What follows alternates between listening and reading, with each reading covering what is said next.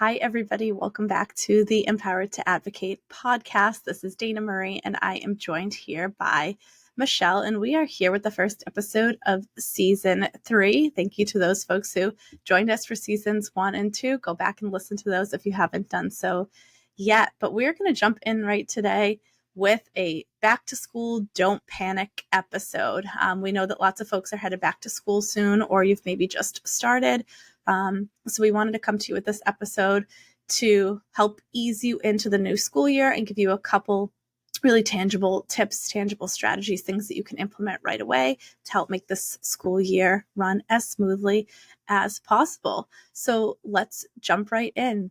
We heard from lots of parents over the summer that extended school year didn't go quite how they had hoped it would go, quite how they had imagined it would go. We heard from parents and caregivers who were dealing with their children who either refused to go or were watching their friends go do something fun and didn't want to attend school during the summer.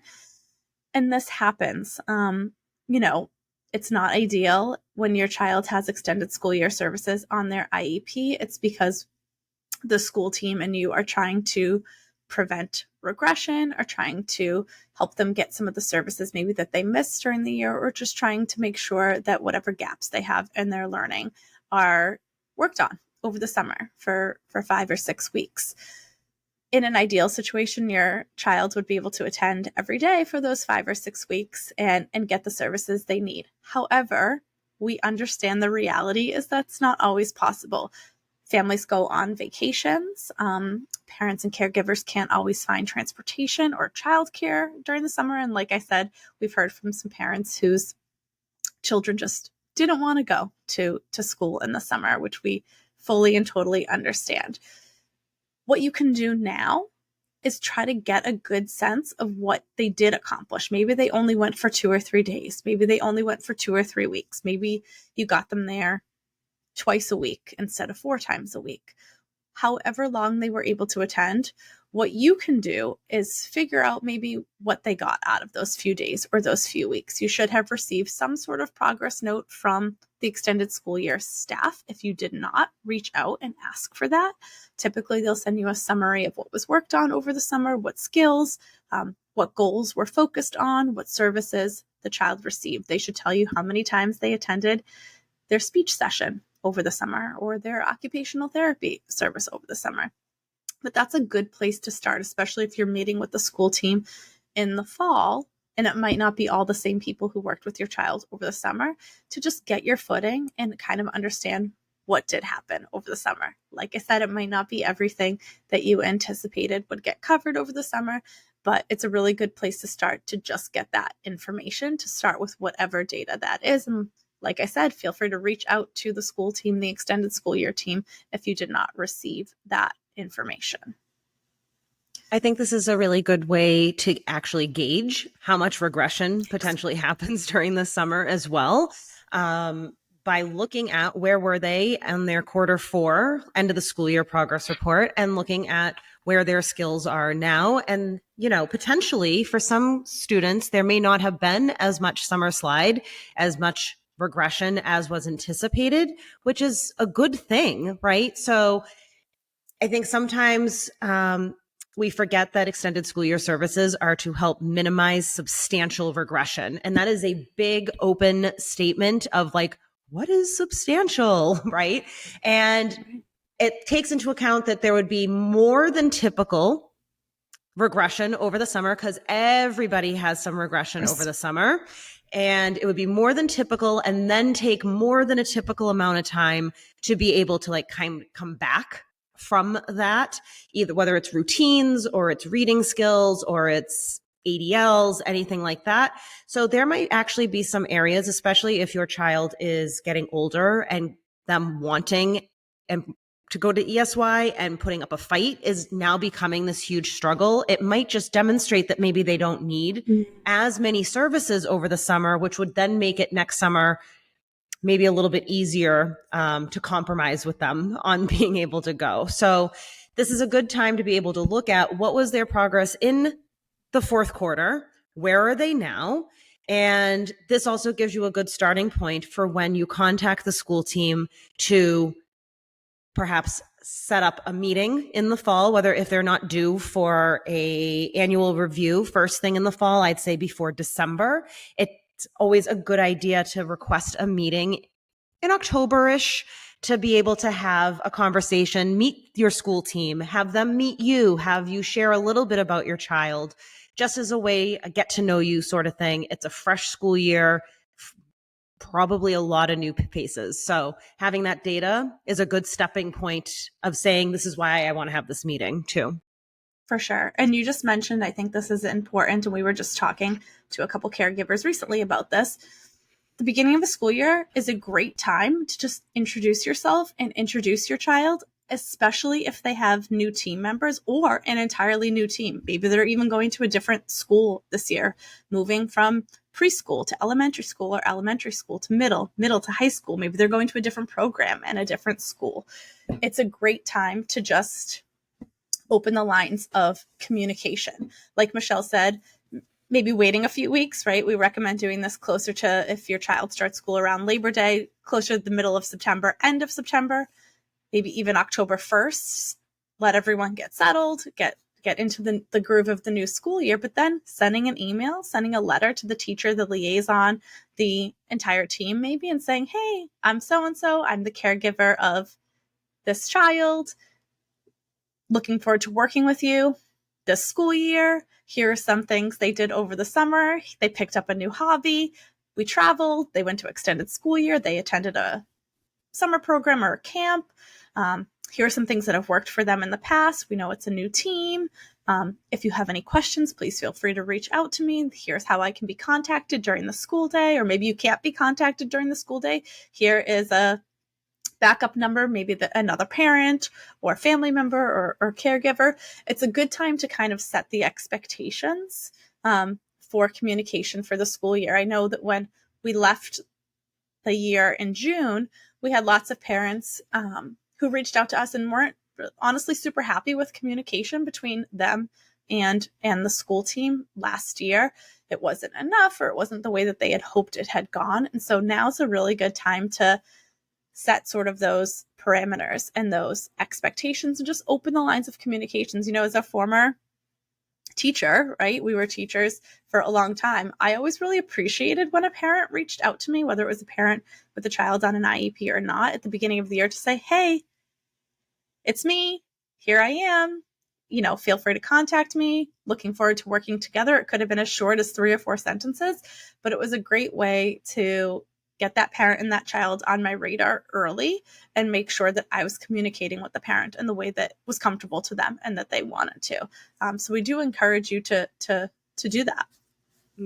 To kind of piggyback on that thought, when we were at the New Hampshire Parent Support Conference a few weeks ago, we had also talked about in this initial email bringing up a few things that your child did over the summer, because as we know, your child probably goes home and when you say, what did you do at school today? They probably say, I don't know, nothing. When they come to school and teachers say, hey, what did you do this summer?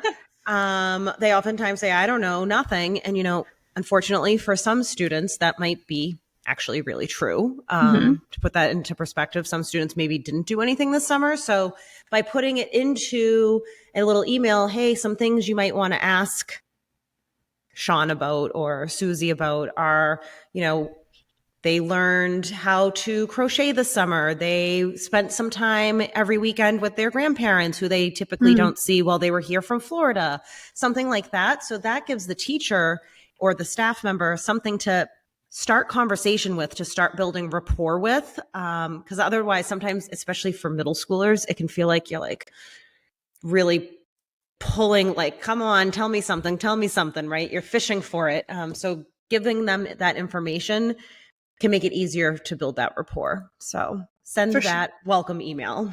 Yeah. And I think, you know, when we were at that same conference, we had also talked about a welcome email or a welcome letter is actually a great time too to bring up sort of a goal for the year. So if your goal for your child is to get them more involved in the IEP process, if your goal is, you know, maybe they're an older kiddo and your goal for them is to get a part-time job, like feel free to include that in the email to the teacher. Teachers love and specialists love to hear from parents about what sort of the goals are for the school year, for the child, for the family. So that's something that you can include as well. Sure. Yeah. So the second big thing, when getting ready for the school year. So first, looking at your child's progress from last year, and this is going to require looking at some paperwork. So one of the first things you can do in the first few weeks of school or the few, weeks leading up to back to school is actually looking at those piles of paperwork. And if you've been listening to us since last year, you might already be in tip-top, super organized shape. If you are just starting to listen, or even if you just weren't able to kind of pull everything together last year because it was so busy, this is a great time to really try to figure out, do I have a copy of their active IEP? Do I have a copy of their most recent evaluations? When was that last evaluation? Trying to put all the paperwork that you do have together, whether it's electronic or in paper form, whatever way you organize best.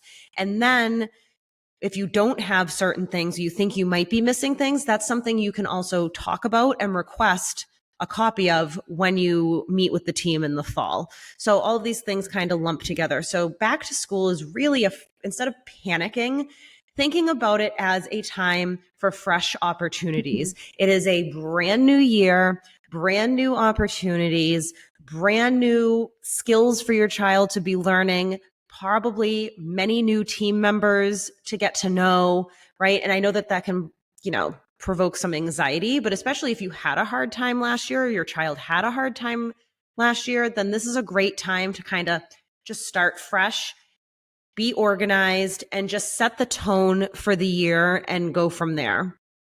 Totally. And so we want to leave you today with just 2 takeaways. I'm not going to call them easy because nothing's easy, but two takeaways that you can actually implement, right away. One we talked about was sending that welcome email, that welcome letter.